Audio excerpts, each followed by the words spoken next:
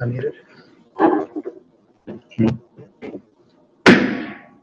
It is 7:01 p.m. and I'm calling to order the April meeting of ANC 5F. Just seems like there's two of us, but there's some people online, some people coming, so we're going to go ahead and proceed. I'll start with a roll call and we'll see who's here so far. Commissioner Anderson. Commissioner Bishop mentioned is me. I'm here. Commissioner Galvan. Present. Commissioner Headland. Here. Commissioner Jones. Present. Commissioner Sani. Present. Commissioner Williams. Present.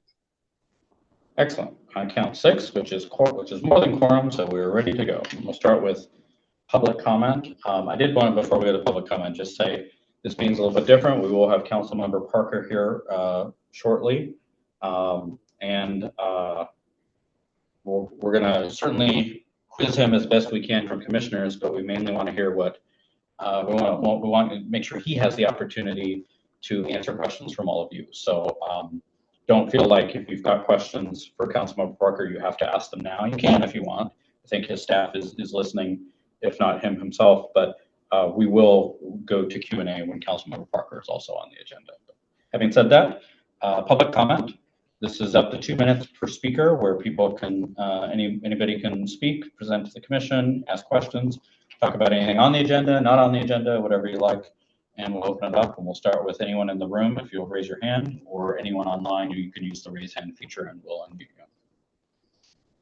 All right, no takers in the room. Anyone online wish to participate in public comment? Use the raise hand feature.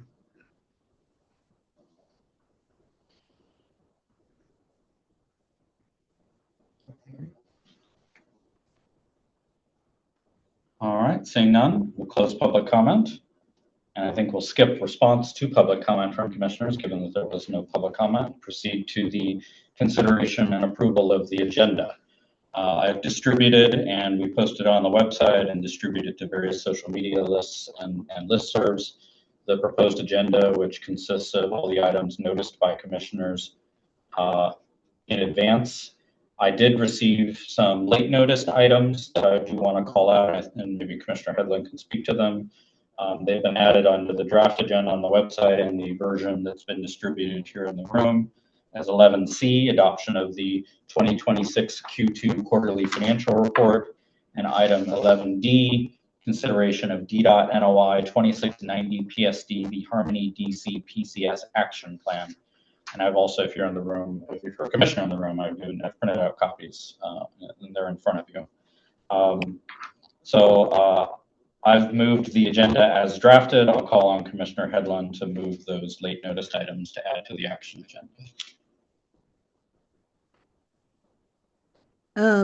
I move to add the QFR and the NOI late noticed items to the agenda, to the action agenda.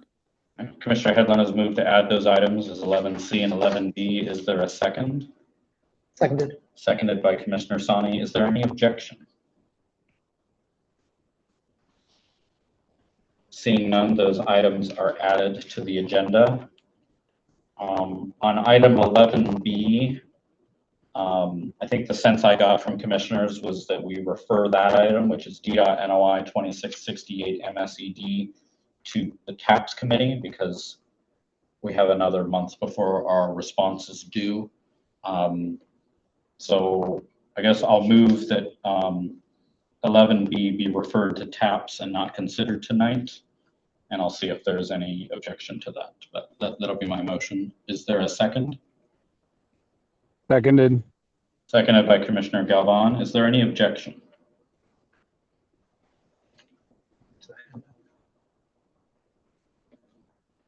Commissioner Williams has her hand raised. Is she able to mute herself? Or is she... Yeah. Okay. Commissioner Williams, is that on this item or is it on another item?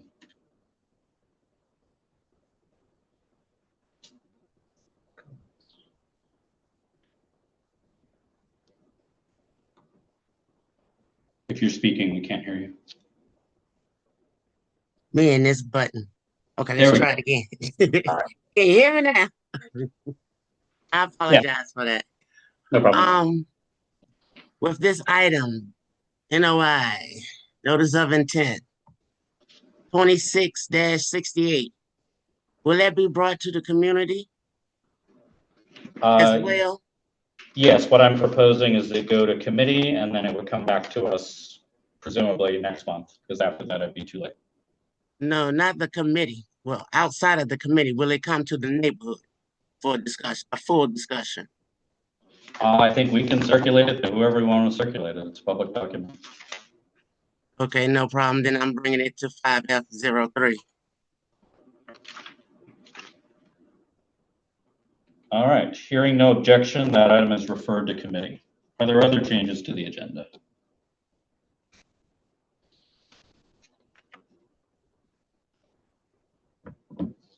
Seeing none, I'll move the agenda as adopted. Is there a second? Seconded. Seconded by Commissioner Sani. Is there any objection to adopting the agenda as amended? Hearing none, the agenda is adopted. Next item is approval of the minutes of the March 17th meeting.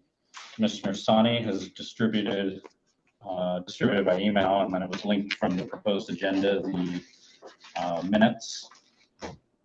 Does anybody have any changes or corrections to the minutes as they were drafted?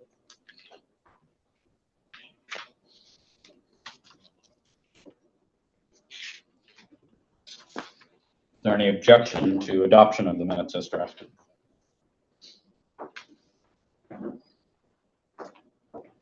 Hearing none, the minutes are adopted. Next item, announcements from representatives of elected officials, what everybody's waiting for. We did hear from the mayor's office that they would be unable to send a representative tonight. I just wanted to make sure that was for sure. I hate to skip over the mayor. She's in the waiting room or anything. Not seeing her or any of her representatives. So we'll proceed next to the office of Councilmember Zachary Parker and/or Councilmember Zachary Parker. You have the floor, sir. Brown. Hi. Yeah, council member has not joined yet, but I guess I can go ahead with updates. Do you want to do other stuff and come back to you, or it's your call? Yeah, we can come back. Yeah. Okay, we'll do that. Okay. And I guess just, raise your hand or something when he's ready to go. Moving too fast for me. All right. We'll proceed to officer reports, starting with chair. And I'll just take a moment to say to my fellow commissioners, you probably have gotten a letter in your mail from Vega. It is our annual financial disclosure time. Please do not ignore that letter. Thank you. May 15th is the deadline. You got time for that. A lot of exciting news about the proposed DC budget. Our resolutions are not in vain. A lot of our budget requests, especially for capital projects, made it into Councilmember Parker's letter to the mayor and then actually made it into the mayor's proposed budget. I think, we're going to get tired of hearing about this as a tight budget year and how a lot of programs are on the chopping block, but a lot of good priorities for Edgewood and Eckington made it in the proposal. So hopefully they stand. And then the third thing I'll note is WMATA is the Metro is having a board meeting on Thursday to adopt their budget, and it'll include two priorities of, I think, importance to the community here. One is a significant investment in red line infrastructure to improve the communication system and install platform screen doors at most of red line stations, which those two things together will allow automated operation in the medium-term future. And then the other thing is, as we've long requested, rerouting the D36 bus to once again serve the senior communities in Edgewood. I don't yet know the effective date or when that would be, but the budget includes that line item in there. I'll leave it there and proceed to Vice Chair, Commissioner Galvin. On the officer front, I do not have some. I'll save my announcement and the commissioner announcements. Okay. Treasurer, Commissioner Hedlund. Yes, we have the QFR that we'll be reviewing under the action agenda. And then the treasurer report, we had a starting balance of $50,328.71. We had an ending balance at the end of March as 54,992.94. And that difference is just the quarterly disbursement we received from the DC government of $4,664. It was short $38.74, but that is going to be sent through in our next disbursement. Please leave me alone. I'm sorry, I'm home with my children and I don't know why they're talking to me. And we wrote a check for $2,500, but it has not cleared. That is all. If anybody has questions, happy to answer them. Any questions for the treasurer? Which check was that, Commissioner Hedlund? Sorry, that was the Lee Montessori grant that we approved in the last meeting. So that was written in March, but we'll probably clear in April. Cool, thank you. Any other questions for the treasurer? Thank you, Commissioner Hedlund. Secretary, Commissioner Sani. Nothing to report. Thank you, commissioners, for reviewing the minutes and voting to approve them. Gov delivery, I've not heard any negative feedback from constituents regarding how we send out our notifications for this meeting now. So hopefully that will continue coming away. That's it for me. Thank you. Any questions for the secretary? All right, proceed to announcements from commissioners. Any commissioner wishing to update the community on anything they want? Commissioner Galvin. Yeah, first of all, I know that there has been a lot of impacts, at least in my single member district, 5F04, which is kind of southwestern Edgewood. Lots of Washington gas work, closing the streets during day hours, and DDOT work completing a lot of sidewalk repairs. I think that's happening across kind of our region. I know I think it had like 6 streets closed at once, which was really uncomfortable for a lot of folks. So appreciate your patience. I've been in touch with DDOT and DPW to see if we can temporarily kind of stop enforcement and stop street cleaning until some of that work is done in a couple weeks. So I haven't gotten confirmation on that yet, but I'm hoping to hear back, and I appreciate everyone's patience. I think the DDOT sidewalk work is, I think, some important infrastructure upgrades to the district and really helps with accessibility and getting people throughout the neighborhood. So also I know DDOT isn't on, but I also want to thank them for an alley sidewalk replacement on the back side of V Street next to Lincoln Road.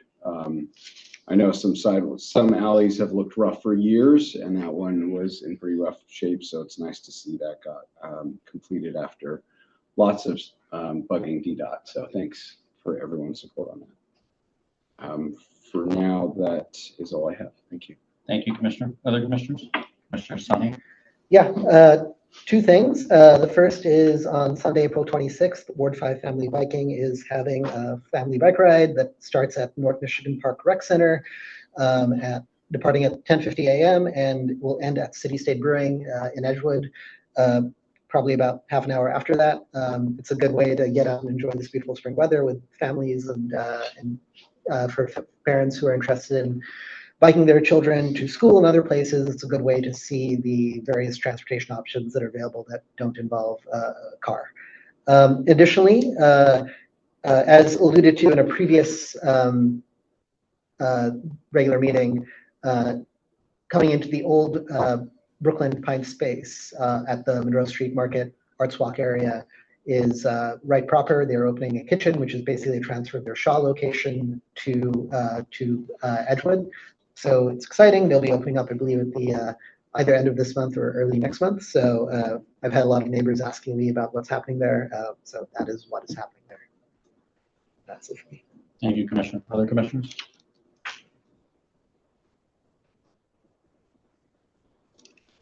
Commissioner Headland. I'll just flag one upcoming event. It's a free DC event. If if you're involved already, you would know about it. If you're not, maybe check it out at their website, which I can put in the chat. But there's doing a general strike and some demonstrations on May 1st. That's May Day. That's next Friday.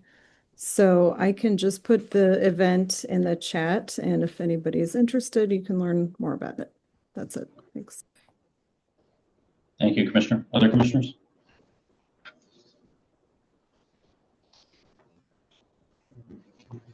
Seeing none, close announcements from commissioners. Next item is presentations relating to agenda items. I don't think we have any.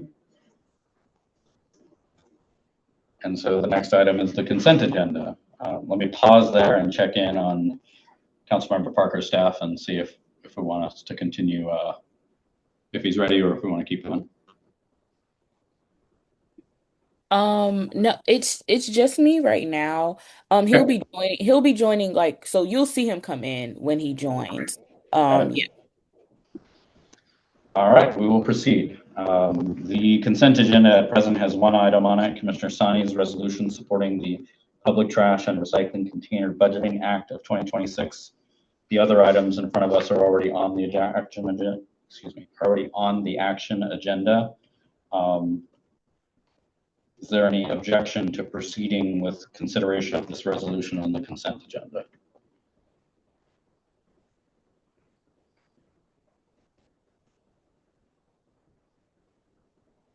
Seeing none, we'll proceed to a vote on the consent agenda, which consists of one item, resolution supporting the Public Trash and Recycling Container Budgeting Act of 2026. A yes vote will be to adopt the resolution, a no vote will be to not adopt the resolution. Everyone ready to go? Yep. All right. Commissioner Anderson. Aye. Commissioner Anderson votes aye. Commissioner Bishop Benjamin votes aye. Commissioner Galvin. Aye. Commissioner Galvin votes aye. Commissioner Headland. Aye. Commissioner Headland votes aye. Commissioner Jones. Aye. Mr. Jones votes aye. Commissioner Sani. Aye. Commissioner Sani votes aye. Commissioner Williams. Aye. Commissioner Williams votes aye. Oh, I did do it right this time. Yeah. 7 ayes, 0 no, the resolution is adopted. Moving on to the action agenda on item 11A, discussion vote on the ANC mailer postcard. Commissioner Headland, this is your committee. I have some numbers to supplement what you have to say, but I'll let you start off and introduce what this is.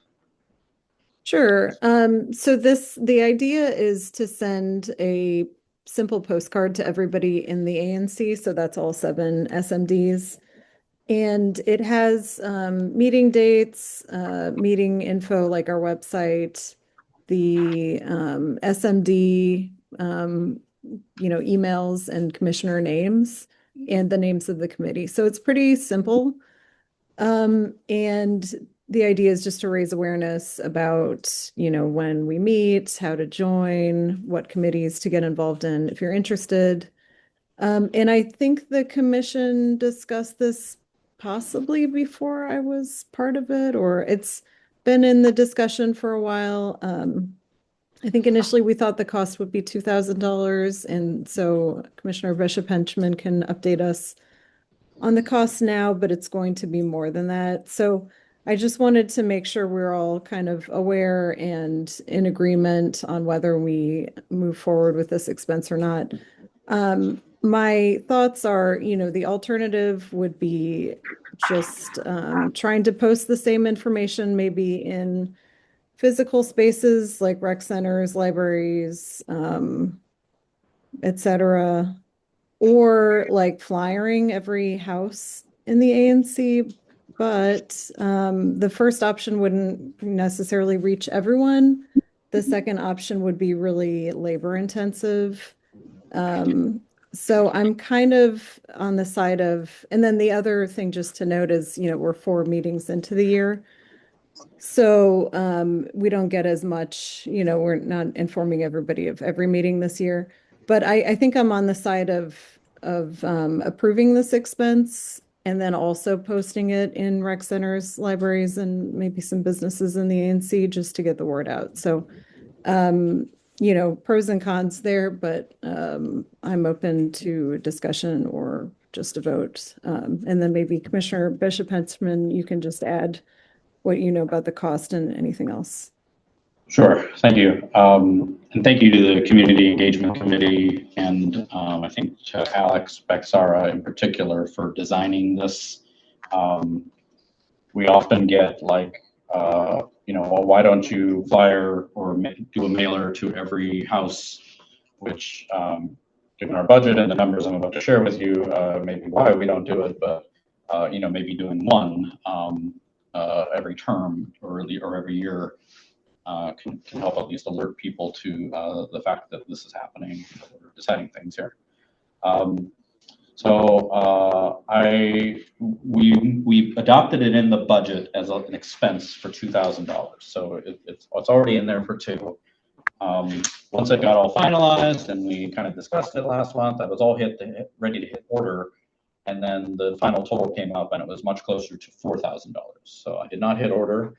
I thought it would be good to bring it back and make sure people were okay with an expense like that. I did go out and get 2 more bids. I don't know if there's a rule in the world about getting 3 responsible bids, but I did at least get 2 more. And it's good I did that because the next 2 came down.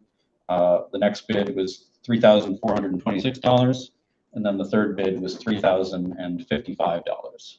So came down a little bit.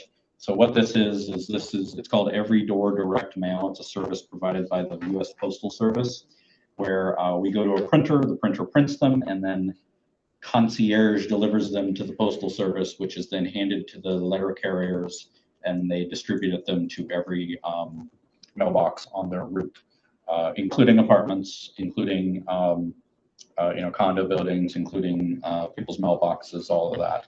And I've selected in getting these quotes, selected I think it's 8 postal routes that cover the commission area.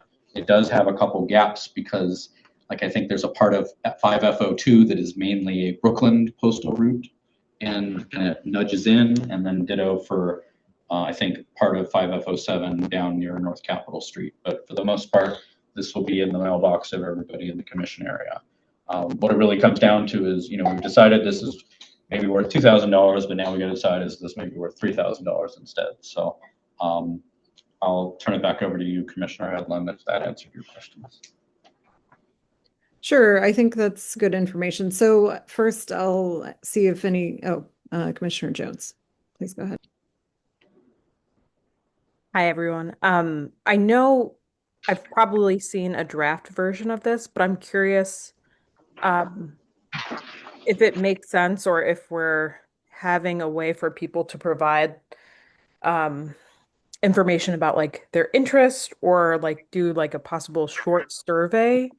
That way I think we're reaching out to them, but we're also getting some information. I think that could be of value, especially spending more money. But I think that's also another aspect of how we're doing data collection, what we want to gather from that. So I noticed that adds in another layer of things, but just curious if that's an option. Commissioner Hedlund? Yeah, that's a great point. Commissioner Bishop Henchman, you had talked about adding a QR code or a landing page that people could go to. We have a 1/3 of the other side. So it's a 2-sided postcard, as anybody who's got postcards knows. We've really only designed one side of it, and so the other side we could add a QR code or a website or something to encourage that. Yeah, I mean, for me, obviously ANC 5F website, maybe a quick link to sign up for an email list. We have the ANC 5F email distribution list. We also have an Eckington Civic Association email list that we use. And then the idea of doing a survey is great. Maybe just like, yeah, maybe we could just have a landing page that would have some easy links. Links to all these things. Mhm. Yeah.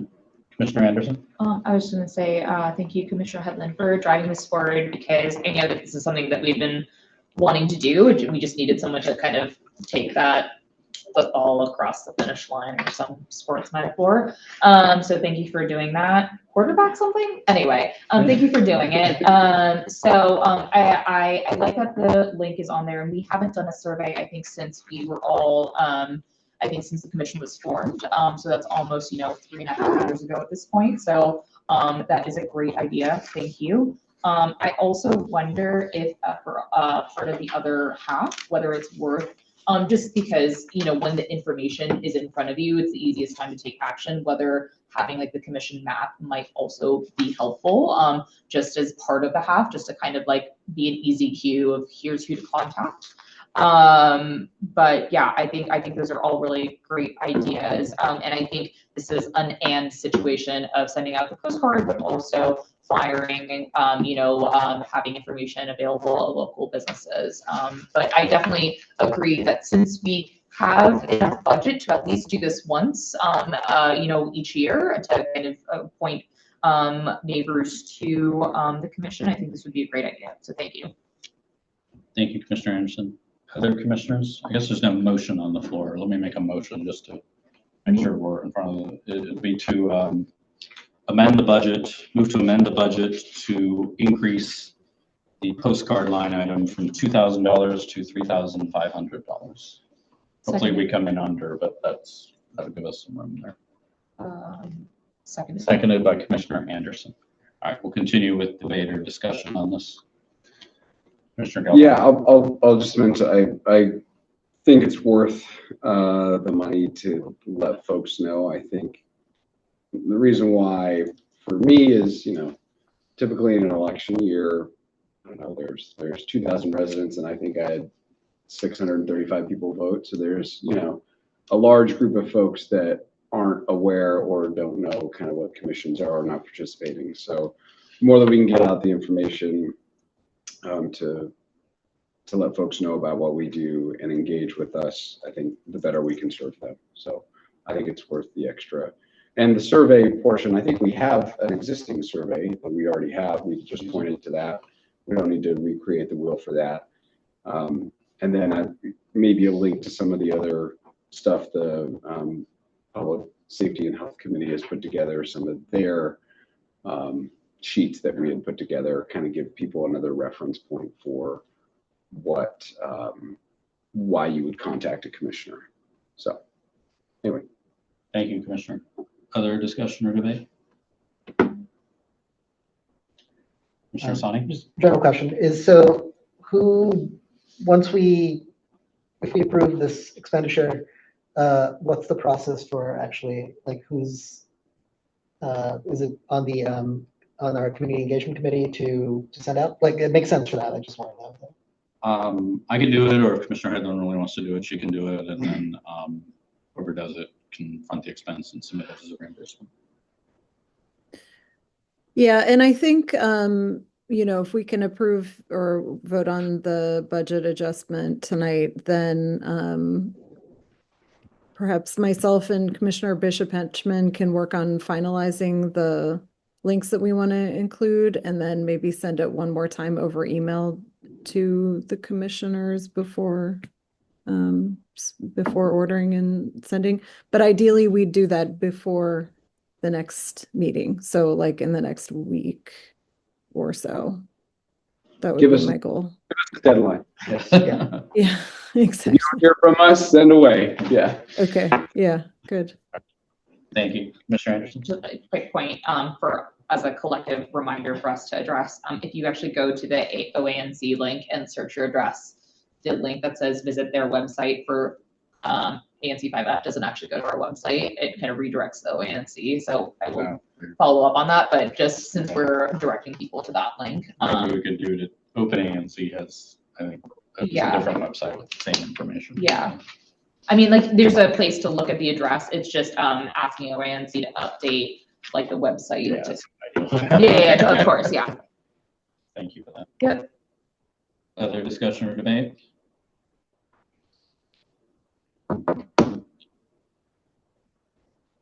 Seeing none, the question is called on this item. Let me restate it. It's to amend the budget to increase the postcard line item from $2,000 to $3,500. And we'll proceed to a vote.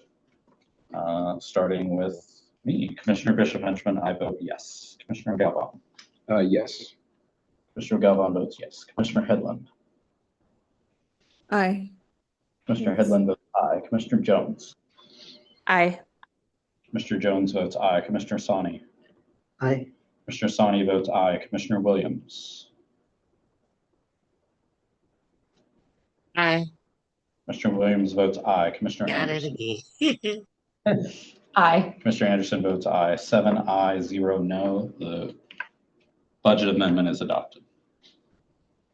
11B has been referred. 11C, adoption of the 2026 Q2 quarterly financial report. Commissioner Headland, and once again, this was a late noticed item. It is in your email. If you were in the room, it is in front of you. Thank you. And looks like this. Commissioner Headland. Yes, thanks, and sorry for the late notice on this item. I met with OANC today and did the QFR with them since it was my first time. So ideally, we can review, vote, and approve it tonight, since it is for January through March. I already stated the two transactions that are in the report, just the incoming disbursement from the government and the pending check for the Lee Montessori grant. So it's pretty straightforward, but happy to answer any questions. Commissioner Headland moves the adoption of the FY26 Q2 QFR. Is there a second? Second. Seconded by Commissioner Galvin. Are there questions or discussion? Question. Commissioner Williams. I didn't receive that. And I can't find it. Did you resend it, Yeah, please? no problem. I think I just sent it this afternoon, so it's possible you didn't see it, but I can resend it to you. You know the Please. subject of the email? Yeah, resend it. Yeah, let me see. Okay, let me take a Please look. and thank you. Sure, I'll send a new email to the commissioners with QFR in the title. And since you don't have it in front of you, I'll just read the pertinent lines. Balance forward, so the balance from last quarter, $50,328.71.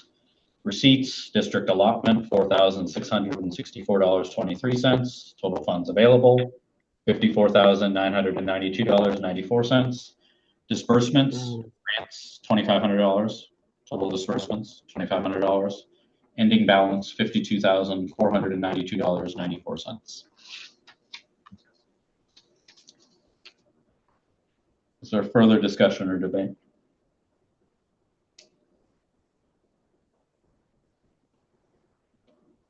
Oh, I'm going to look for it now.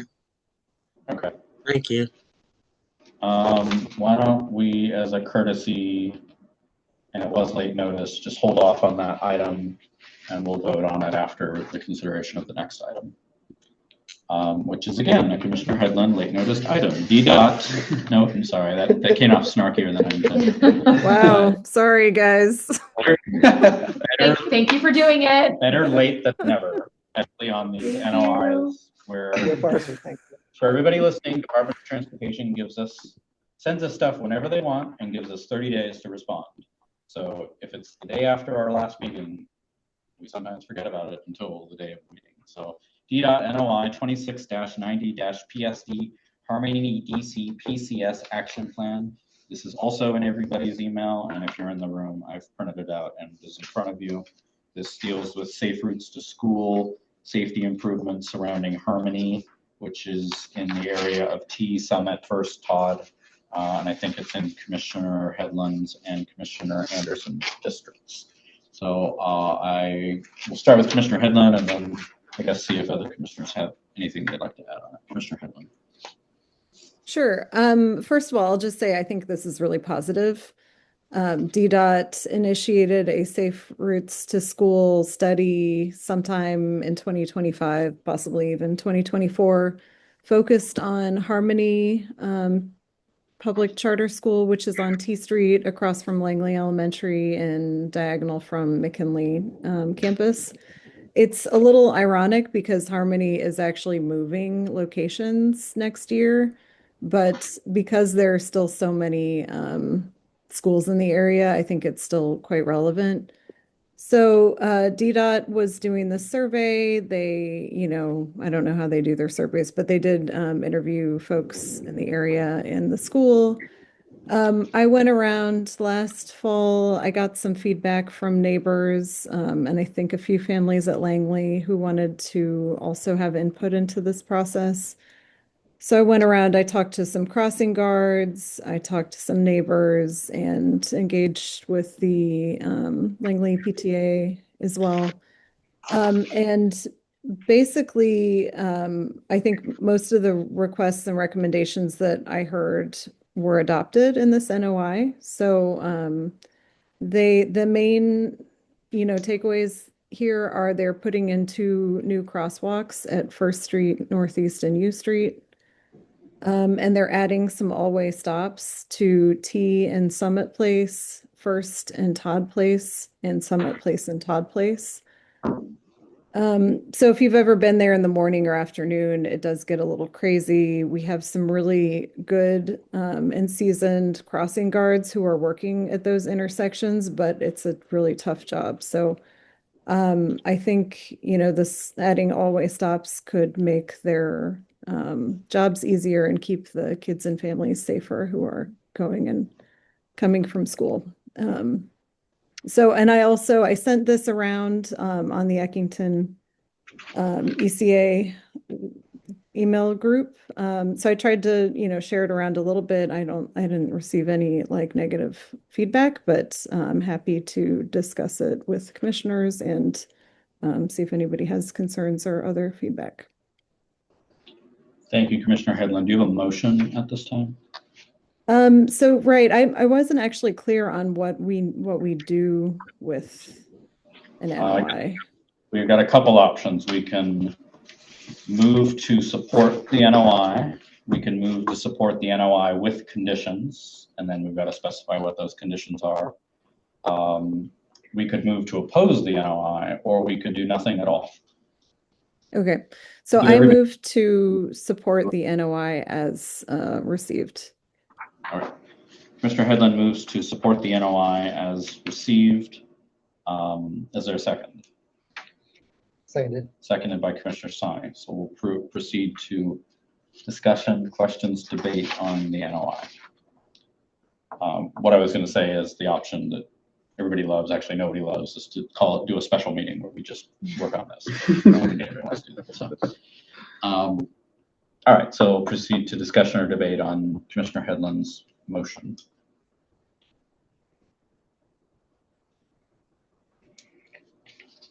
Commissioner Sani. I'm very happy to see raised crosswalks here. I think it's an underutilized part of DDOT's safety arsenal in terms of making pedestrians visible and establishing where they have a total right to be within the road. And generally I've heard some feedback about, I think we've even heard that in the tax committee of people going very fast up and down the hills around here. So little speed bump to make sure they're going the right speed is, I think, very welcome. Thank you, Commissioner. Other commissioners? Yeah. Commissioner Gallant. Sorry. No, go ahead.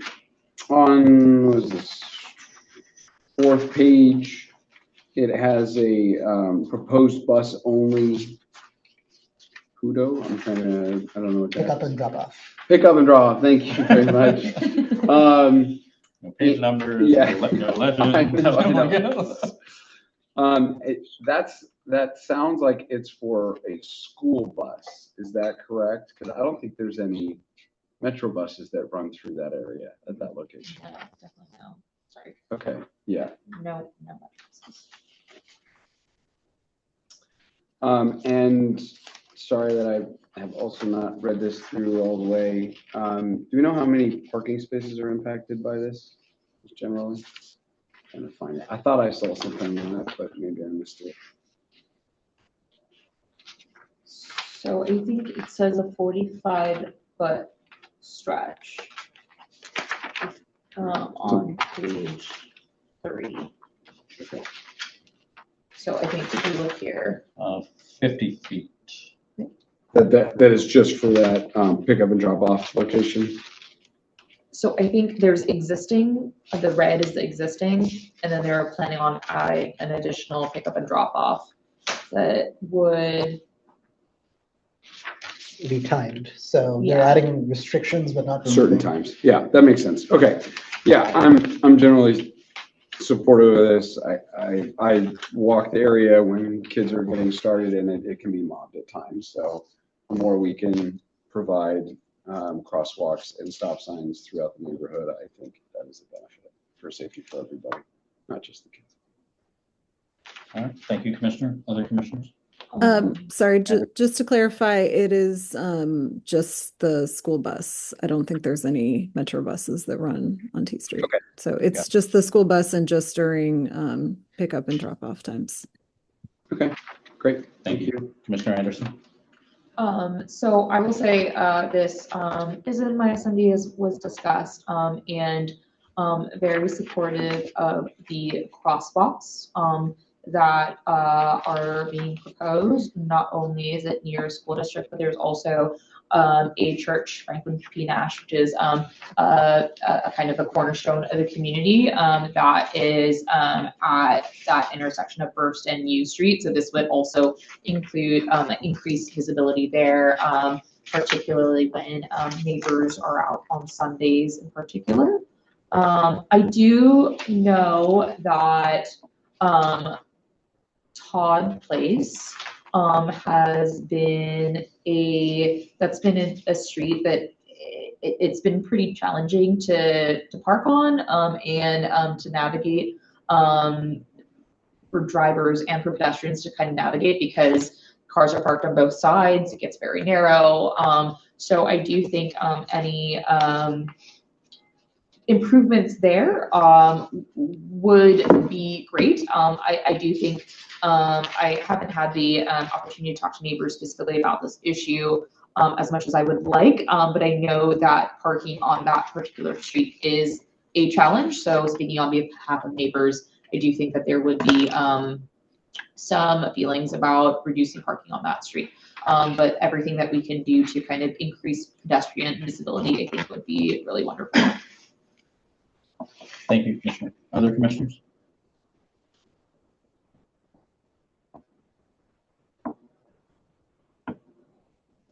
Are we ready to vote on Commissioner Headland's motion? All right, I'll restate it. Commissioner Headland had moved to support the NOI as presented.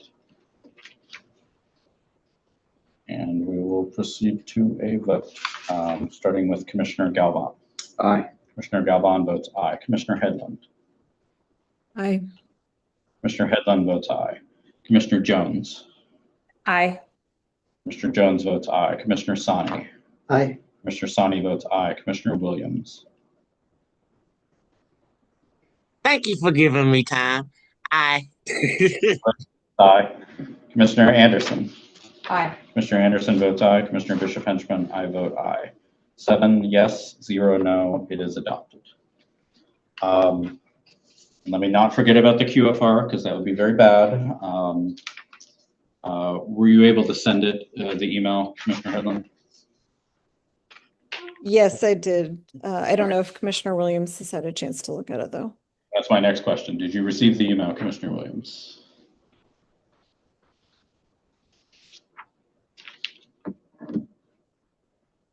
She might have stepped away.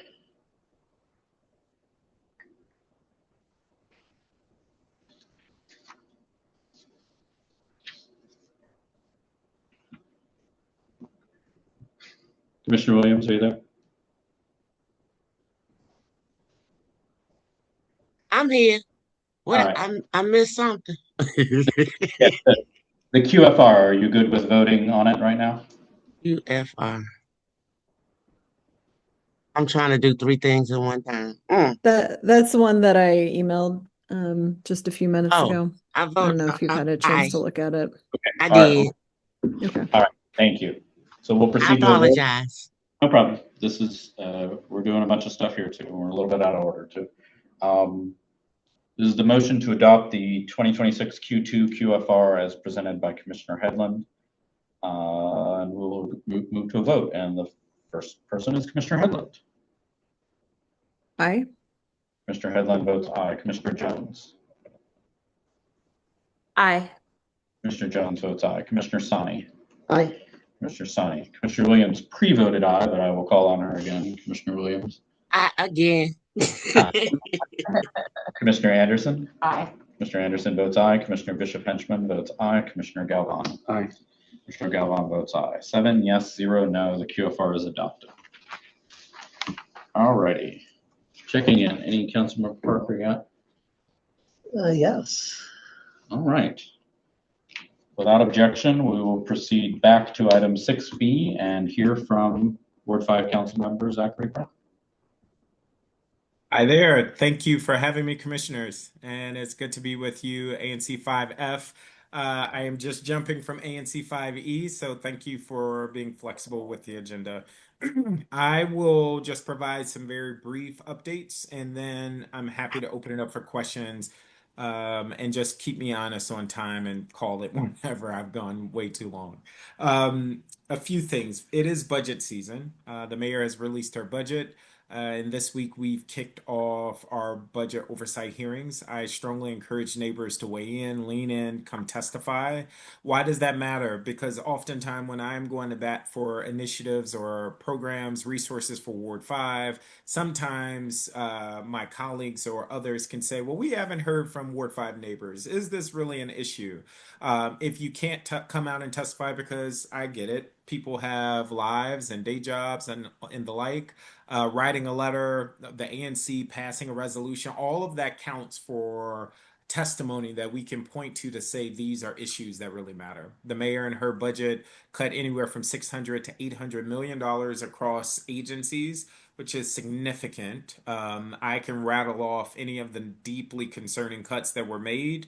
We need to make sense, and your feedback to me helps me make choices and give feedback to my colleagues. So please lean in. You could look in my newsletter that comes out on Fridays for the schedule, or you could visit the DC Council website for a schedule of upcoming hearings. We will vote in June on the budget, I believe June 9th. Before the primary, and then June 23rd will be the second vote. So more to come on that. Second, we had a doozy of a vote today on the council regarding the juvenile or youth curfew. There were two measures, a permanent version of that bill and an emergency version. You may be asking or wondering, why are we voting on multiple measures? Up until this point, we had voted on two emergencies and then one temporary. Last year, I voted for those measures because then MPD Chief Smith said to the council that MPD desperately needed this as a tool while the city and the executive think through solutions that are more long-term and sustainable. A year later, we're back in the same position where now we're saying we really need this tool. And if you're like me, I am growing increasingly skeptical that this is even working as we see some of the problematic images play out. I am of the mind the behavior of the young people, and what we're seeing in the fighting and the taunting of officials is problematic. I think also the curfew is not working as intended. I did not vote for the permanent or the emergency bill today. Because again, I think it was kicking the can down the road without actually thinking through what are those lasting, sustainable solutions that we actually need. What I will say offline that has happened in the last few hours is that the mayor has committed to coming to the table, meeting with me, working with me to come up with what I'm calling a youth agenda. So here's an opportunity. If you have ideas or thoughts of things I should be pushing the executive or the city to think about, please share with me as I go through these deliberations. And hope they are hoping that we can revisit this again in May. Four things I would just flag quickly is recreation, jobs, mental health, and accountability. Accountability often gets lost in these conversations. And I do think accountability is important. And so that does not mean arresting young people per se, but it does mean that we cannot just simply say that we have laws that we're not going to honor as a city. Again, share your thoughts, reflections with me as we move forward. Two other things. The Office of Planning released its draft FLUM, and I know many people have thoughts and feelings about it, as do I. This week, I met with Director Cozart from the Office of Planning as well as her team, and I shared several or two main high level takeaways. One is that it was deeply disappointing that the overconcentration of industrial land was not proposed to shift in the draft FLUM. We know that there are not only environmental concerns because of the concentration, there are health impacts to the thousands of residents who are living next door to asphalt plants and other industrial uses in our community. Also, I think there were some missed opportunities to upzone or to allow for more deeper density, namely along our corridors.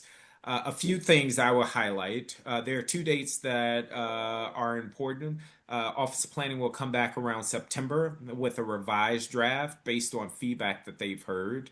And then next June of 27, they will come back with a comp plan. What the director shared with me, which was illuminating, is that she would say, we did not change the industrial land use because the law does not dictate us to do that. We follow the law. And the law predating my time on the council does not say that we should redistribute and or minimize the concentration of industrial land. So take that for what it is. As a result, I am working on legislation to tell Office of Planning to do that. Now, that is where you come in because I think that is going to be a fight with some of my colleagues, namely if we're talking about redistributing industrial land. But I think even if we don't go there, we can think creatively about how do we repurpose industrial land outside of the district, i.e., Fort Myers plant. Does it need to be in Eckington or could it be outside of the city? Or how do we upzone those areas? These are opportunities for the ANC to weigh in. Again, that gives me something to point to. And more to come on that. The second thing I flagged was the development and the upzoning, namely around corridors. One corridor I flagged was Bladensburg, that just simply wasn't touched. Other corridors like Rhode Island, where I'm actively leading a reimagining task force, and Office of Planning is working with us, they did move in the right direction there, which I applaud. Interestingly, their reflection around Bladensburg was that they were mindful of displacement factors. And because of the mixture of home ownership and renting and the naturally affordable housing that is existing currently around Bladensburg, so think Gateway, Ivy City, other neighborhoods, that if they were to allow significant development or upzoning, that that would lead to displacement. That is their argument for why they did not touch that in other corridors, which I appreciated the thoughtfulness. That also led us to think about other alternatives like Austin and other cities that are allowing for the upzoning, but also thinking through tools, whether it's tax abatements, tax reliefs, other equity policies that can allow people to stay there even as development goes forward. Why am I bringing all of this up? Oliver can drop it in the chat, but the Office of Planning is soliciting feedback, and I think the deadline is May 17th. I would strongly encourage you as a neighbor, you as an ANC commissioner, or the commission itself to weigh in. Again, that will go a long way to us being able to move Office of Planning towards our macro goals. And again, keep in mind that September date of this year and then June of next year. Finally, I would just say that we are continuing to engage directly with neighbors. Sign up for our newsletter. Let us know if you want to do a community walk. One of the things we have gotten a lot of requests about lately is about rodents and rats.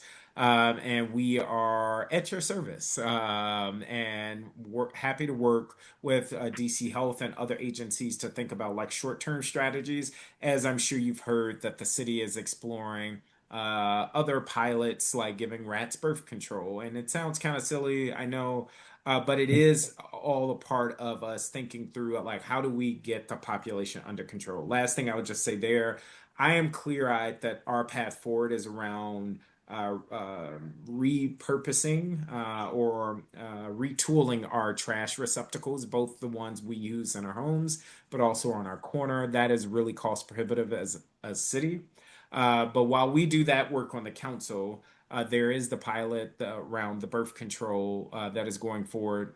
And there are initiatives that BIDS and others are exploring, but our office can also work with DC Health to come out and do block-wide abatements at your service. I'll stop there. Happy to answer any questions for any remaining time I have. Thank you, council member, and just give us a signal when you have to run. I think we do have a bunch of questions. Let me start with, actually start with people in the room, and then we'll go with people on the call, and then I'll do commissioners. We get to bug him whenever we want. Yeah. You know, it's not always the case with members of the public, but you know, we'll go as far as we can. So let's start with people in the room. If you have a question for the council member, raise your hand and we'll call on you. Mr. Aaron Price. Councilmember Parker, thank you so much for joining. So this is Daniel Aaron Price. I'm the chair of ANC 5F's Committee for Public Safety and Health.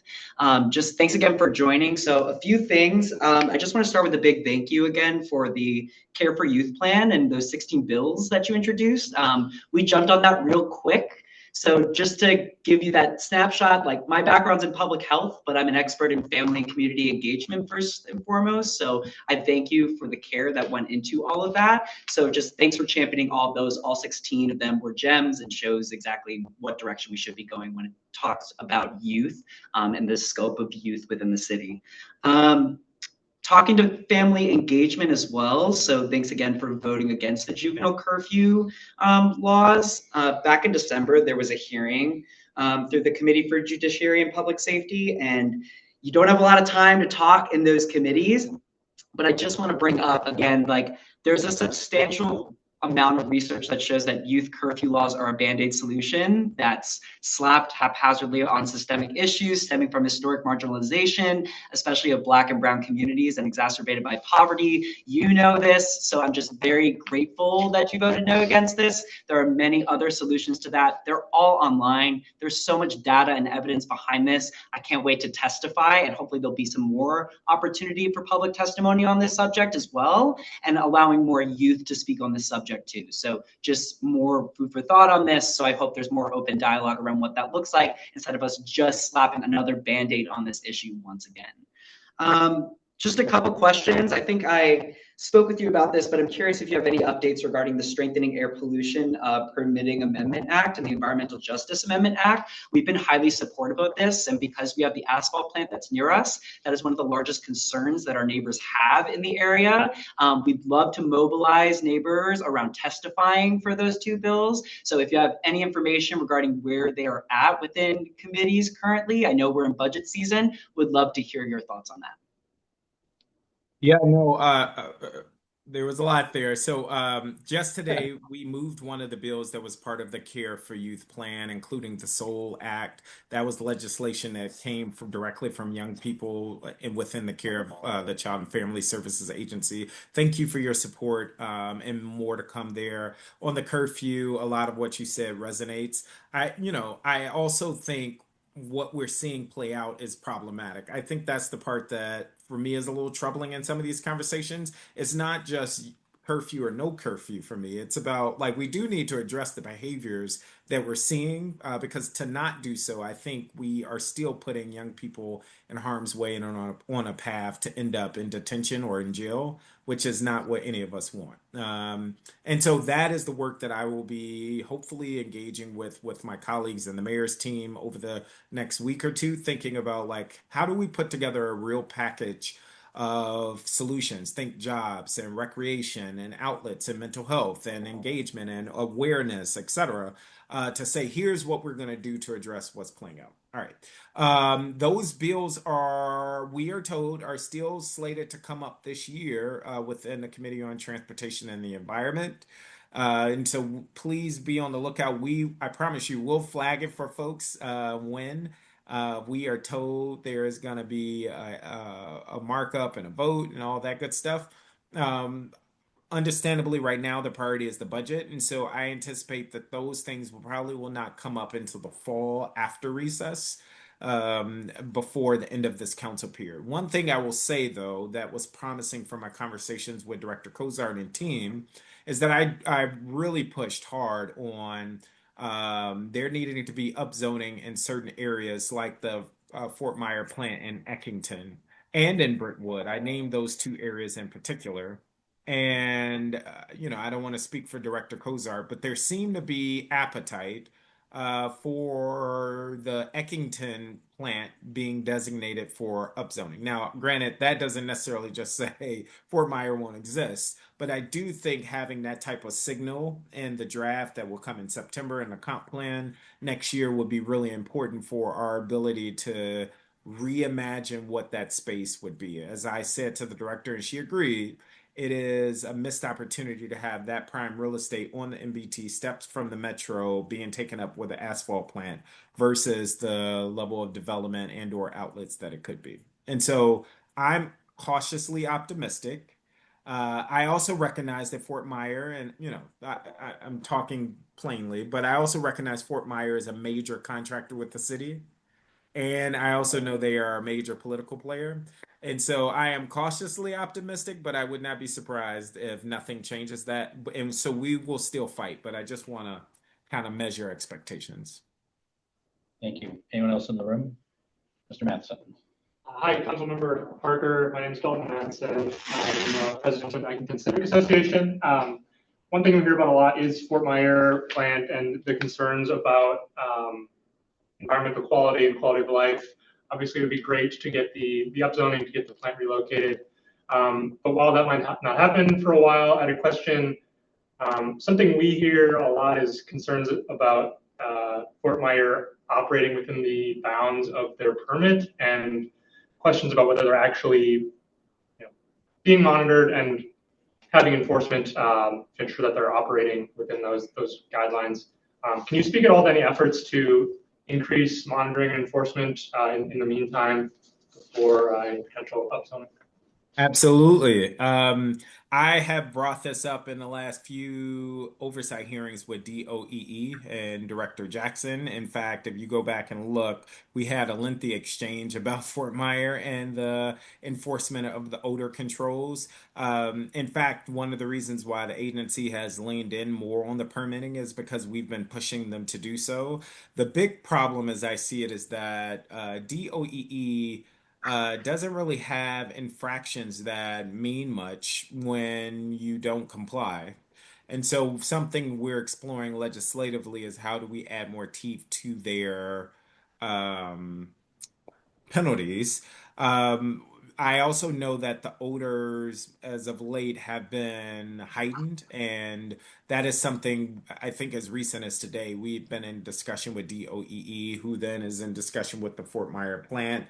They are all about compliance and mitigation, and I'm just of the mind that if this is a routine problem and the toxins that we know are going forth, we should be more bullish about it. But it's a work in progress. Thank you. I'll start bringing in people online and alternate. I've got Ms. Coughlin and then Ms. Tyson. Ms. Coughlin? Just wait a moment, we're unmuting you. There we go. Hi, thank you, Councilmember Parker. My name is Melissa Coughlin. I'm the chair of the Alcohol and Cannabis Licensing Committee for ANC 5F. And earlier this month, the mayor introduced some legislation to help bridge the gap between cannabis and hospitality, alcohol, um, industries. So we're seeing a stark contrast, though, in how our residents can engage with this licensing process. So, for example, for a liquor license, a group of 5 neighbors has the legal standing with ABRA to file a protest, but this license, this right is completely stripped away. It's left to the AME as the only avenue for formal opposition. So if we're moving as a city to a unified marketplace, why are the neighbors being given less of a voice in the cannabis process? And do you support legislation to align these so that residents have the same rights regardless of industry? To answer your question, yes, absolutely. Do I support a legislative fix for that? I think for whatever reason, there was a push to remove as many barriers as possible to legalize these providers through the district's program. You may remember the fight that I led on the council to even give our daycare centers standing when these dispensaries are attempting to locate in the community. We were successful there. I also joined forces with my colleagues, Councilmember Allen and Pinto, who were trying to give school communities standing. We were not successful there. And it is concerning that we would be wanting to minimize input for what I think is a consequential decision to have one of these dispensary or cultivation centers in your community. And I think that's, again, because the powers to be said we want to get as many of them online as possible. I would even go as far as saying we don't want any more in Ward 5. Now, I'm not against a dispensary, but I also think there needs to be more thought to where they are located. And it just seems like it's the Wild Wild West. As long as they can get a lease, they can locate. And I just think we should be a little bit more thoughtful there. So not only am I yes for more input, but I think there should be greater regulations to where these centers can locate. Ms. Tyson?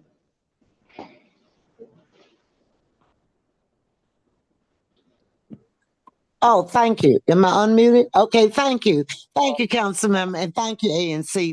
First of all, I want to congratulate your office, Melissa, particularly and her staff, for getting the bus route back up to Edgewood Street. Yes. Yes. We were so relieved.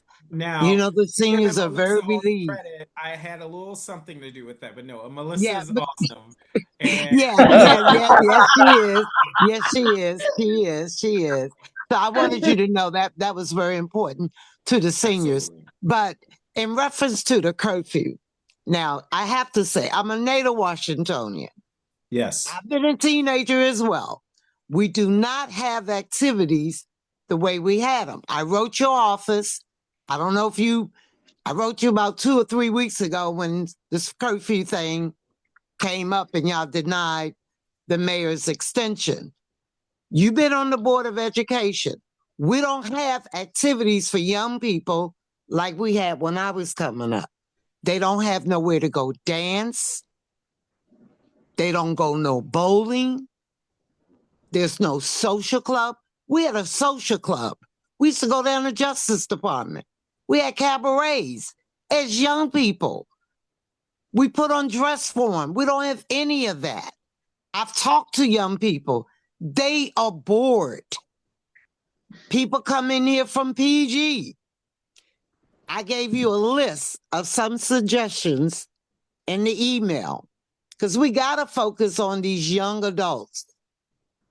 That's where the problem is. I couldn't agree more. First on the bus. Yes. That is a big win. Again, Yes, shout it out is. to the entire team that has been working on this. I know Oliver and our constituent services team has Yes. been flooded with complaints. Melissa and Connor headed up our Better Bus Network outreach. I wrote letters, met with the leadership, and they included money in the budget to reroute that bus, not only in Edgewood, but also for Fort Lincoln, which was another Yeah, community. Fort Lincoln was suffering as well. That's right. You're That's right. So that is a big win that took a lot of time. So thank you for acknowledging that. On the curfew, I agree completely. I don't know if there's an easy answer. I do think what you're pointing out is a real challenge, that our young people don't have accessible third spaces and outlets like many of us had growing up. I also think, frankly, Even the DPR sites are closed to young people. I mean, you've heard that argument about Edgewood, Trinidad. You know what I'm yes. saying? Vocational. We don't have vocational in schools. And you've been on the board. You know, it's so much going on that it changed the culture of where young people are today. No, I agree. And that is why I'm hoping over the next few weeks we can put our heads together to think through like real solutions. I just would say DPR cannot be the end all and Exactly. creation for our young people. Yes, they have a big role to play in terms of government, but we're also trying to interface with our businesses to think about how do they open up their spaces? How do they have teen nights? How do they have free or low cost events that young people want to go to? Because you're absolutely right. These young people are bored and they're like us. They want to be out and about. They want to connect with their friends. That is not to excuse some of the problematic behavior that we've seen, but it is to Yes. say if we want to turn it around, we have to address the root causes of it. Yeah. Thank you for listening. Thank you. Thank you. Other questions? And I'll open up for commissioners too. Commissioner Gavon. I'll just hopefully make a quick comment. And first of all, thank you for all your leadership on the industrial areas and talking to the director of planning. I know Commissioner Sani and Commissioner Henchman and I went to the planning event at MLK Library a few weeks ago, had some good discussions, and glad to see that there's some openness, at least a little bit, that we can kind of hope for. It's just, I think, a tremendous missed opportunity for such a high use corridor. You know, walking the MBT on a beautiful day, it is swamped, and it would be great to activate those spaces even more. So thank you for that. Speaking of engagement with the Office of Planning, I think you said May 17th is the kind of initial deadline. I know Commissioner Headland and I had a conversation about this at the zoning committee, potentially putting together an official resolution for support of some sort. Do you think or a sign-on letter, some way to get some feedback directly from commissioners to the Office of Planning? Would you recommend that would be most effective before the 17th deadline? Yeah, I mean, whenever you can get it, I think that would be helpful. I would recommend that you formally submit it to them and share it with me as well. Okay, understood. Great, we'll do. And thanks for all your support. And I don't know if I said this part, but part of the challenge on the industrial land use, and I would imagine with some of the zoning changes, as they would say they are bound by elements of the law. So I just say that to say if there are aspects of the law that you think should change, feel free to point that out as well. Okay. Thank you. Other questions from anyone? If you're online, use the raise hand feature. We'll call on you. Okay, I think I may have bored everybody already, but one last thing I would just say, our Rhode Island task force is underway. And so thank you if there are any members online tonight.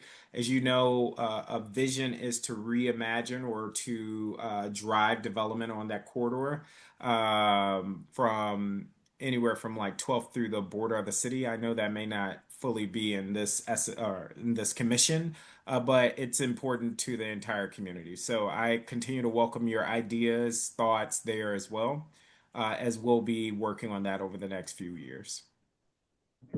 Councilmember, along those lines, yes. Does that include any dedicated bus service? I know ANC 5S has sent resolutions requesting we'll have to revisit that. And that is certainly something we're pushing. What we have heard from DDOT is that they are deprioritizing their dedicated bus lanes on Rhode Island. They haven't said they've stopped them, but they're deprioritizing them, as well as in other parts. I want to say Florida. And so that is part of the discussion. But primarily, it's about how do we as a government provide tools and resources so that we can get more activity on that corridor in terms of businesses, outlets, amenities, you name it. Thank you, council member. And we'll have to leave it there. Thank you for joining us this evening. Awesome. Thank you all. Continuing on with the agenda, we have other reports or presentations, which include 2 grant presentations. So how it works in our rules, although sometimes we waive them, is that a grant application comes in, we have the present 1 month, and then we vote on it the next month. So we have 2 grants that I think are either in or about to get sent in. So they're presenting this month, and then we're not voting on anything tonight. It would be for consideration next month. And so one of them is a proposed grant to the Emory Shelter.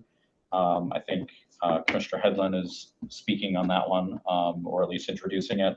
And then a proposed beautification grant, which is a collection of a number of things to the Eckington Civic Association. I know Mr. Matson is here from ECA to speak on that. So we'll do these in order. We'll start with the Emory Shelter Grant, Commissioner Headland. Thank you. So the idea with this one, I think it came up last year, earlier in 2025, from community members and the ECA. The idea was to provide some seating for folks at the Emory Shelter on Lincoln Road.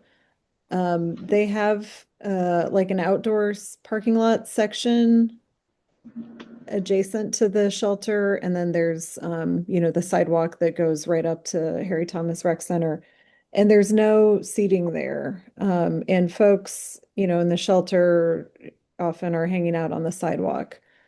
So the idea was to purchase some picnic benches, tables with seating for shelter residents, just to provide them with, a space to sit that's not maybe in the middle of the sidewalk. And the other idea we're exploring here is OANC said that we can purchase this directly without issuing a grant to a third party. And since it's kind of a low intensity of implementation, it would just be like ordering and then, delivery to the shelter, not like an activity or, something that has more work going into it. I wanted to propose that ANC, that we vote on, purchasing and then just purchase it directly, and I could make the purchase and then seek reimbursement. So the cost would be around $2,350. I, again, did just an internet search. I got 3 quotes. And that was the best price that I found, including shipping, for 2 picnic tables with benches. And we also, I went to OANC just to see if this is, allowable, and it did meet the public benefit criteria as an allowable purchase. So that is the proposal. Does anybody have any questions or comments? Thank you, Commissioner. We'll open up for questions or comments. Commissioner Sonic. Yeah. So is that price inclusive of any sort of installation? I was looking over the email thread that you had forwarded that included the OANC communication, and they mentioned some sort of something to kind of lock them down. So I think in OANC's words, they don't wander away. Is that included within the budgeted request, or is there an additional element here that still is kind of in flux? Commissioner Headland. Yeah, so I think the benches would be located, or at least they would overnight within the locked parking lot of the shelter so that they're secured. So yes, in other words, there would be no additional cost to secure them. Okay. Other questions or comments? Commissioner Galvan. Thanks, Commissioner Headland. For the bench so these would be large picnic tables, I'm assuming? It's like the one I was looking at, which I think maybe the shelter director requested, or I don't. It's like the all-in-one. It's like a metal table, and then it has, the benches, the seats that go around it, which are attached to it. If that makes sense. Great. Yeah, that makes sense. One thing I would note is we should probably make sure that one of them is ADA compliant, is accessible. If there is someone at the shelter who needs to sit in a wheelchair next to it, it's at the right height for them. So it's usually easy to find those compliant ones, but I just recommend doing something like that. And then I would probably recommend it to be a pretty,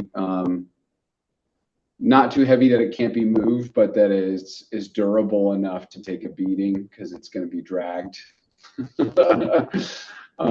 just wouldn't want to revisit this in 6 months when half of them have broken down. So I'm personally of the opinion if we spend more money on something that's higher quality, that's going to last longer, it's better in the long term.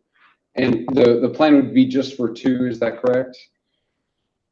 That's what was discussed in previous conversations with the shelter director, and that's what I priced out. Okay, great. Thank you. Thank you. Other questions? Commissioner Anderson? Just one point, I would say, Commissioner Galvin, I completely agree that I would err on the side of something more durable, but since these will be moved, I would also kind of factor that in of making sure it's something that because it would be the shelter staff moving them in and out, right? So just something that is easily, I think the point on accessibility is wonderful, but something that is that works with the shelter staff and their requirements. Maybe they have wheels. Maybe there's one that have wheels on them, but hopefully they don't roll away. Yeah, the danger wheels. Maybe they attach them. Thank you. Other commissioners?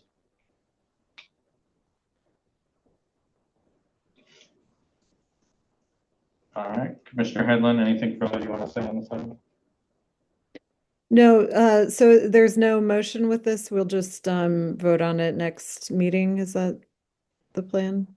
Well, ultimately it's up to you. So it was noticed as a presentation for a grant to be voted on next month. That's what our rules say. Our rules can be, and I think more often than not with grants, have been suspended to immediately vote on things. And ultimately it's, well, I was going to say it's up to you, but ultimately it's up to what 2/3 of commissioners want to do. So. Oh, Commissioner Sani? My personal opinion is I think not having firm numbers for this, I'd much rather wait until we can have a line item. We can say, okay, this is the exact amount. But that's my personal perspective here. That makes sense. And I can do the checking about the ADA compliance, which is a good point, and just kind of confirm the final table design with the shelter before we vote on it next month. That makes sense. Great. Thank you. I will again say thank you, Commissioner Headland, for taking this forward because I know that this has been something that has been requested. Like 3 years. Yeah. Thank you for taking this this forward because I know it's a need and it's money that we have set aside. So thank you for taking this forward. Yes, thank you. Next on the agenda is 12B, proposed beautification grant to the Yankton Civic Association. This is my item, but I'm going to turn it over to Mr. Matson from ECA to share what they're thinking. Thank you, Commissioner Bishop Benjamin. So this grant would be for $1,150. There are 2 components within this beautification grant. One is for the installation of a little free library at Yankton Park. It's $800, which would cover the materials needed to construct that little free library. We received approval from DPR to install that little free library. It would go next to the playground, next to the sign, playground there in Yankton Park. Second component of the grant application is $300 for the Eckington Beautification Club. This is a grassroots volunteer organization operating in Eckington. They do monthly trash pickups and other beautification events. They hosted an Earth Day event and community event at the Gardens by Mary Thomas Rec Center.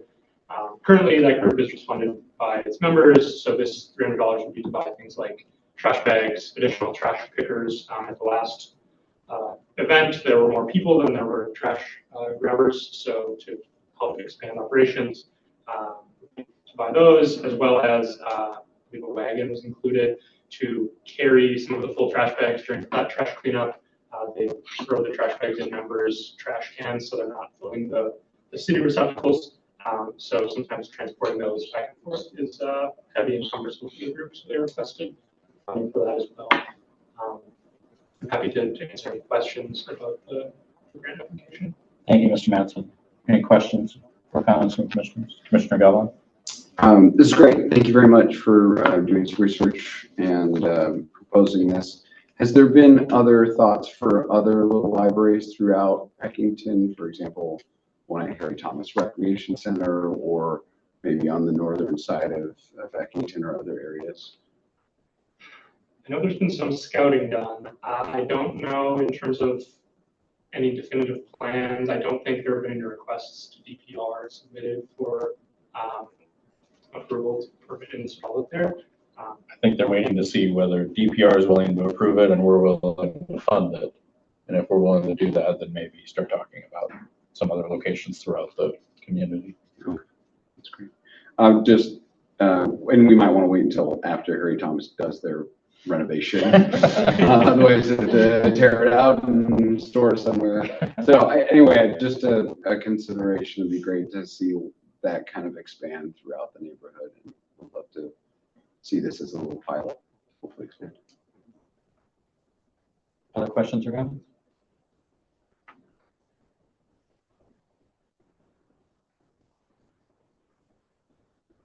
All right.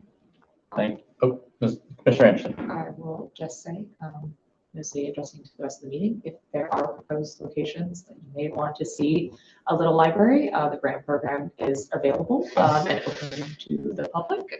So please do submit an application. Yes, indeed. All right. Thank you, Mr. Mattson. Move now to committee and task force updates. Alcohol and Cannabis Licensing Committee, Ms. Coughlin. Hello, my name is Melissa Coughlin. I'm the chair of the Alcohol and Cannabis Licensing Committee. I'm about to drop a bunch of links into the chat for whoever is the ANC 5F post. If you can repost them, that would be great. So we have a Alcohol and Cannabis Licensing Committee feedback form. There's your link for that in the chat. We have no responses since our last meeting. We have no new applications for alcohol or cannabis, no renewals for alcohol or cannabis, no cancellations for either, no significant changes for either. And currently there are no license transfers on the ABCA books for that. That being said, I haven't seen any sort of official notice coming about the potential transfer of a liquor license from Brooklyn Pint to Writ Proper. If I see that, I will certainly socialize that and we can get together if needed. Committee work, we still need more people. Tell your friends. We had another person appointed in May, so we're back to three folks on the committee, and we'd love to have some more. And then just in some ABCA news, at the beginning of April, Mayor Bowser introduced the Medical Cannabis Beverage Product Amendment Act of 2026. So this bill actually allows local breweries and distilleries to partner with licensed cannabis manufacturers to produce alcohol-free but cannabis-infused beverages. And so just a couple of key things. This is helping economic growth, so supporting local craft beverage producers using their existing bottling infrastructure. It provides patients with other options aside from edibles and smokable products. And there is oversight, so all products need to be alcohol-free, lab tested, and sold only at licensed medical cannabis retailers. Direct sales from breweries, grocery stores, bars, things like that are still prohibited. So anything like that going on, certainly let ABCA know. And then last week, they announced some updates to the DC Medical Cannabis Program to make it faster, more accessible for residents and visitors to obtain cannabis from the medical dispensaries. So there's a simple registration. Anybody over the age of 21 can self-certify, and you get a free immediate digital registration that's valid for 2 years. It's active instantly, so you can immediately shop at licensed retailers or order delivery. And this is the non-resident option is a new thing here. So now visitors can use a medical card from a reciprocal state, or they can apply for a temporary registration in DC. So the links for that are in the chat if anybody is interested. And that is our update for this month of April. Thank you, Ms. Coughlin. Questions for Ms. Coughlin? Commissioner Sani? Yeah, thank you for staying on top of all of these notices as they drop on the APCO website. That's very helpful. Just general, if we do see a right proper notice come in, I will note that we have I believe a license agreement for the Equipment location. Yeah, and I have contact info if you want to be proactive. Yeah. So we could, I think it might be helpful, we just say, like, I'm happy to review to see if there's any language specific to that location I'd want to have inserted, but that could be a nice proactive engagement. We run the committee to keep well in the loop. Yeah, sure. I think the contact info from the settlement agreement, I have that filed too, and I can reach out to Commissioner Bishop Henchman, and the committee can take on that outreach proactively if you prefer. Or yeah, I just want to see like if like I'll for my it's in your SMD. Yeah, it's my SMD. But yeah, more along the lines of like making sure that the language we have there is not excluding anything that is present at that location, for example, like pipelines and stuff like. Commissioner Sani holds the record for fastest liquor license, so see if you can beat your own record. Other questions from Ms. Coughlin? Seeing none, Community Engagement Committee, Commissioner Headland. Yes, we met last month with Commissioner Bishop Henchman, and I believe his dog was also present for the meeting. We talked about the mailer and some other ideas about what the committee could do. My thought is that the committee could be a resource for commissioners to help them do better outreach in their SMDs, which I think would be helpful for all of us. But we haven't gotten too much further than that. We have a meeting scheduled for next Wednesday, but I think I'm going to need to move it, possibly to May 6th. So I'll update that on the website. And we also need more members. So if anybody is interested or knows anybody who would be interested in doing some public outreach support and communications, that would be great. That's it. Thank you. I just realized your committee is not listed on the committees on the postcard. I don't know whether we want to change that. I think we did add it. Daniel, Alexis added it. We'll make sure it's there. We'll circulate that. Right. Further questions for Commissioner Henlon? Public Safety and Health Committee, Mr. Aaron Price. Yes, thank you. Good evening, commissioners. Good evening, neighbors. I didn't know we were doing a full bandwagon of us being like, join our committee. So join the Public Health, Public Safety Committee. We could use new members. There's a lot that we could be doing. So anybody that's interested, please reach out. But wanted to start with some legislation updates. We have been monitoring DC Council legislation. This is our kind of 5th month of doing some comprehensive overlook over it to see what's relevant to public safety, public health.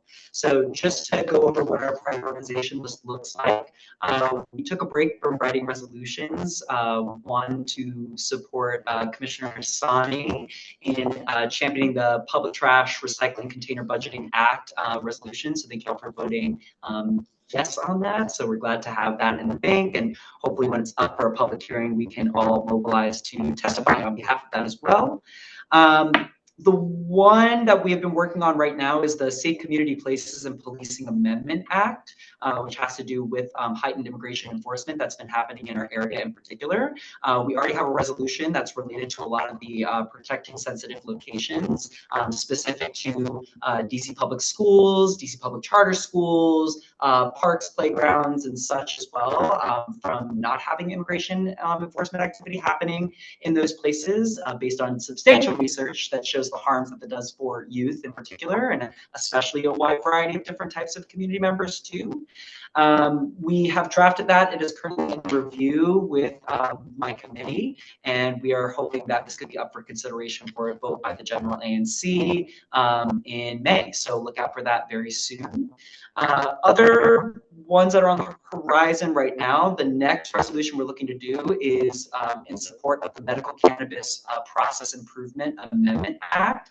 I never get the opportunity to do any sort of collaborative work with Chair Coughlin's committee. So Chair Coughlin, look out for an email from me probably the next few weeks so that we can do some work on this resolution and see where to go from there. So looking forward to that. The other two that we're looking to prioritize are the Solar Shade Expansion Amendment Act. We've been talking a lot about shade within the community, so that's a great one to jump on. And the final one is the Vaccine Administration Protection Amendment Act.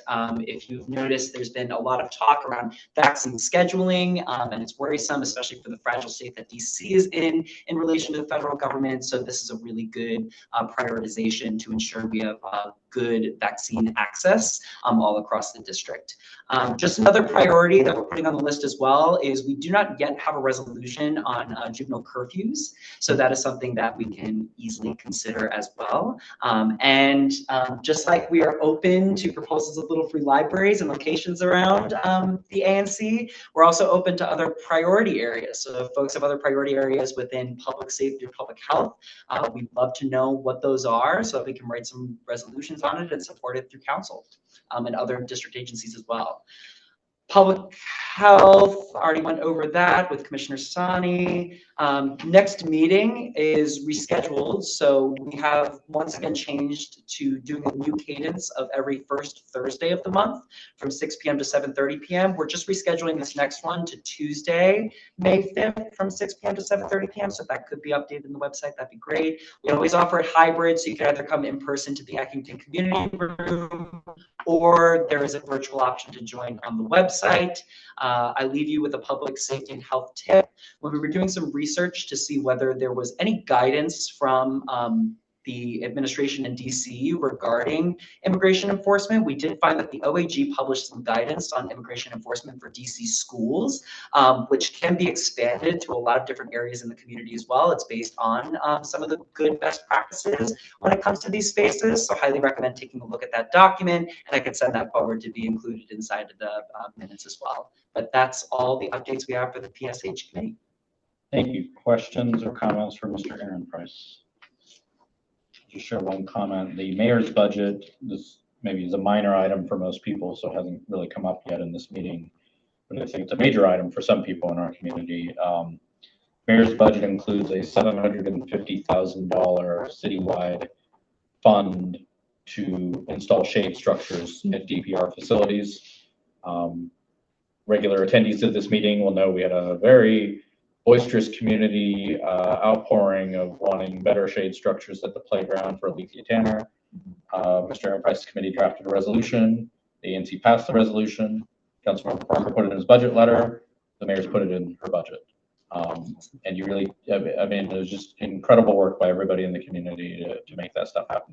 Still needs to pass in the budget, and then the money still needs to be spent where it should be spent, but we're in a good path there. So I just wanted to give kudos to everybody involved for that one.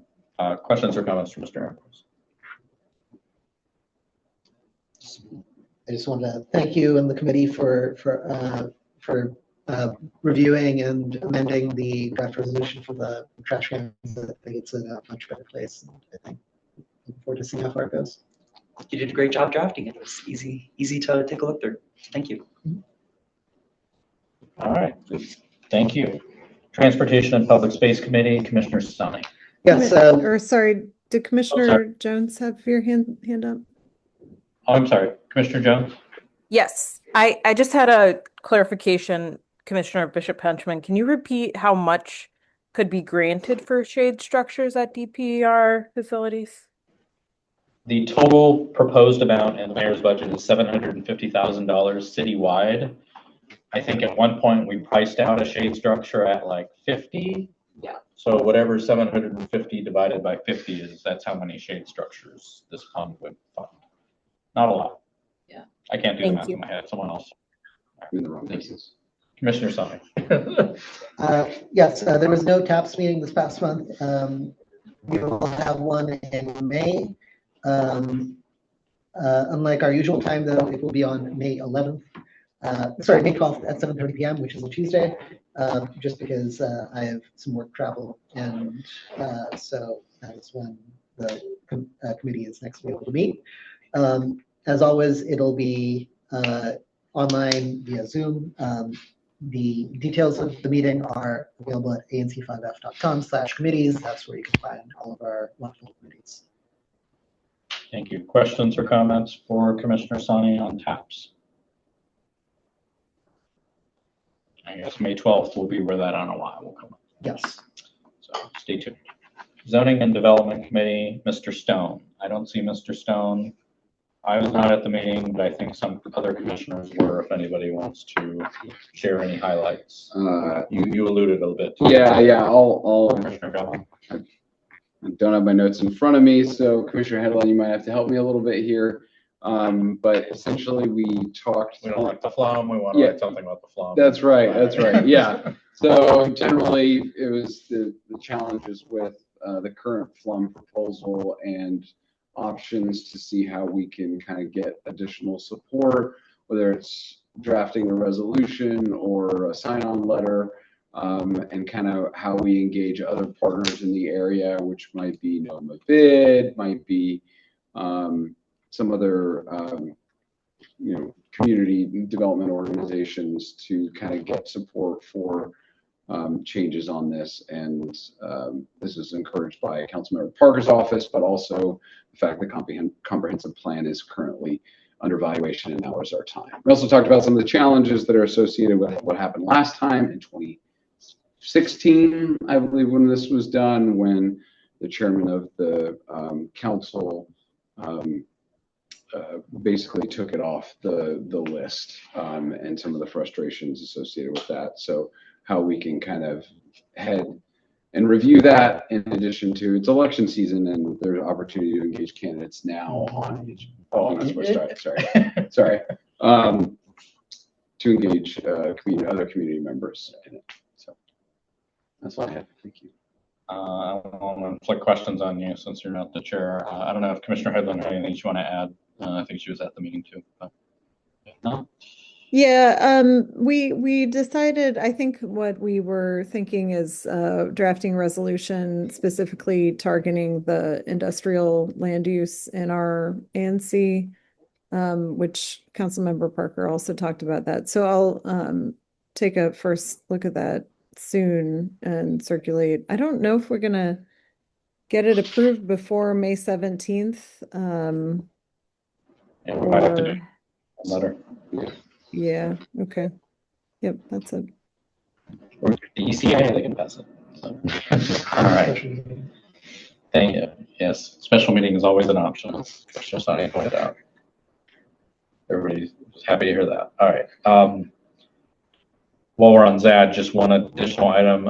The building that Lost Generation in has changed owners. There's a new buyer.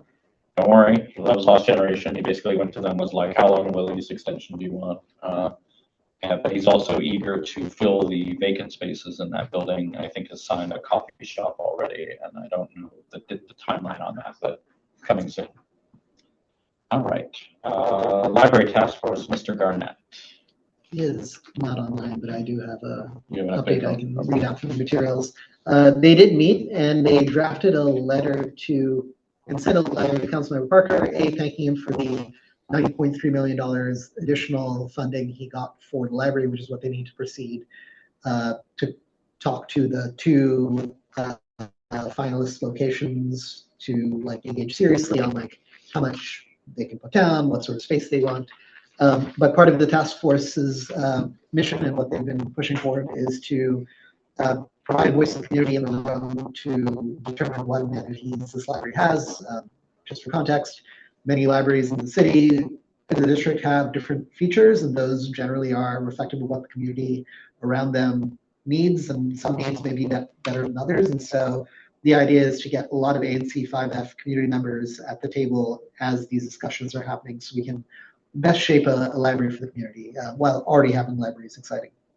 So the committee contacted Councilmember Parker to basically ask him to help ensure that community members are at the table with the library when all these discussions are happening, lest we get surprised by what they come to us with. So that letter went out to the council member, and I'm not the chair of that committee, so I can't speak to anything else on that front, but that is what they did. Thank you, Commissioner Sani. And just so nobody's surprised, tomorrow morning at 9 a.m. will be the DC Public Library's budget hearing. So I'll at least send along the written resolutions we've passed on this. And if anybody, I think it's too late to sign up to testify, but I guess you can show up and picket them. But we like the budget because it funds more money for the library to actually get it built. All right, that concludes committee and task force updates. Did I skip any? All right, appointments to committees or task force, none were noticed. Is there any further business anyone has before the commission this month? Seeing none, the chair will entertain a motion to adjourn. I would like to move to adjourn. Commissioner Anderson moves to adjourn. Is there a second? Seconded by Commissioner Galvan. Is there any objection? Seeing none, we stand adjourned at 8:46 p.m. The next meeting will be May 19th at 7 p.m. Thank you very much. Bye.